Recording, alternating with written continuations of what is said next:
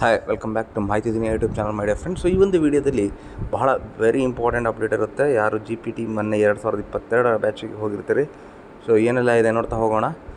ಕರ್ನಾಟಕ ಸರ್ಕಾರದ ಶಾಲಾ ಶಿಕ್ಷಣ ಇಲಾಖೆ ಆಯುಕ್ತರ ಕಚೇರಿ ಇನ್ನು ಕಮಿಷನರ್ ಆಫೀಸ್ ಕಡೆಯಿಂದ ಬಂದಿರುತ್ತಿದ್ದು 2022ನೇ ಸಾಲಿನ ಪದವೀಧರ ಪ್ರಾಥಮಿಕ ಶಿಕ್ಷಕರು 6ರಿಂದ 8ನೇ ತರಗತಿಗೆ ಹೋಗಿರ್ತೀರಿ.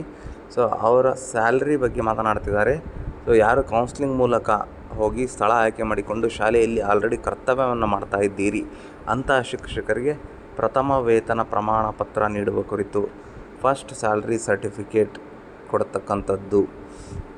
ಮೇಲ್ಕಂಡ ವಿಷಯಕ್ಕೆ ಸಂಬಂಧಿಸಿದಂತೆ ಉಲ್ಲೇಖ ಪತ್ರದಲ್ಲಿ ಕೋರಿರುವಂತೆ 22ನೇ ಸಾಲಿನ ಪದವೀಧರ ಪ್ರಾಥಮಿಕ ಶಿಕ್ಷಕರ ನೇಮಕಾತಿ ಪ್ರಕ್ರಿಯೆಯಲ್ಲಿ ಆಯ್ಕೆಯಾಗಿ ಕೌನ್ಸಿಲಿಂಗ್ ಮೂಲಕ ಸ್ಥಳ ನಿಯುಕ್ತಿಗೊಂಡು ಶಾಲೆಯಲ್ಲಿ ಕರ್ತವ್ಯ ನಿರ್ವಹಿಸುತ್ತಿರುವ ಶಿಕ್ಷಕರಿಗೆ ಅಕ್ಟೋಬರ್ 23ರಿಂದ ಪ್ರಥಮ ವೇತನ ಪ್ರಮಾಣ ಪತ್ರ ನೀಡುವ ಕುರಿತು ಉಲ್ಲೇಖ ಪತ್ರದಲ್ಲಿ ಕೋರಿರುವುದನ್ನು ಪರಿಶೀಲಿಸಲಾಗಿದೆ.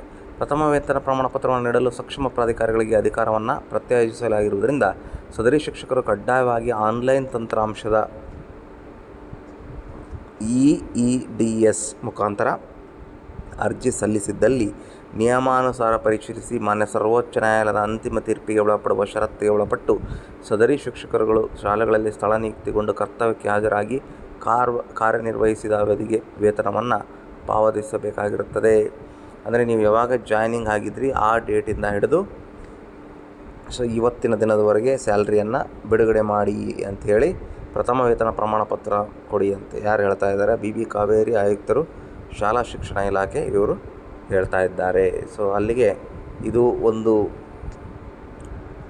ಅಂತ್ಯ ಆಯಿತು ಅಂತ ಅನಿಸುತ್ತೆ. ಯಾರೆಲ್ಲ ಫಸ್ಟ್ KGD ಮಾಡಿಸಿ ಆಮೇಲೆ HRMS ಮಾಡಿ EDS ಪ್ರಾನ್ ಎಲ್ಲ ಆಗಿದ್ದರೆ ನಿಮ್ಮ ಸ್ಯಾಲ್ರಿ ಖಂಡಿತ ಹಾಗೆ ಆಗುತ್ತೆ. ಇನ್ನು ಯಾರೆಲ್ಲ ಮಾಡಿಸಿಲ್ಲ ಅವರೆಲ್ಲ ಖಂಡಿತ ಮಾಡಿಸಿ. ಸೊ ಕೆಲವು 50 ಮೆಂಬರ್ಸ್ ಆಲ್ರೆಡಿ 50% KGD ಮಾಡಿಸಿರ್ತೀರ. ಸೊ ಮುಂಚೆ HRMS ಪ್ರಾನ್ ಮಾಡಿ EDS ಸಾಫ್ಟ್ವೇರಲ್ಲಿ ನಿಮ್ಮದು ಅಪ್ಡೇಟ್ ಆದರೆ ಸ್ಯಾಲ್ರಿ ಆಗುತ್ತೆ ಅಂತ ಹೇಳ್ತಾ, ಸೊ ಮತ್ತೆ ಒಂದು ವಿಡಿಯೋ ಜೊತೆ ಸಿಗ್ತೀನಿ. ಅಲ್ಲಿವರೆಗೂ ಟೇಕ್ ಕೇರ್. ಸೊ ಇಷ್ಟು ದಿನ ಕಷ್ಟಪಟ್ಟಿದ್ದು ಎಲ್ಲ ಇವತ್ತಿನ ದಿನ ನೀವು ಒಂದು ಏನು ಪ್ರಥಮ ವೇತನವನ್ನು ತೆಗೆದುಕೊಳ್ತೀರಿ, ಇದು ಒಂದು ಖುಷಿಯ ದಿನ ಆಗಲಿ ಅಂತ ಹೇಳ್ತಾ ಮಾಹಿತಿಯನ್ನು ಮುಗಿಸ್ತಿದ್ದೇನೆ.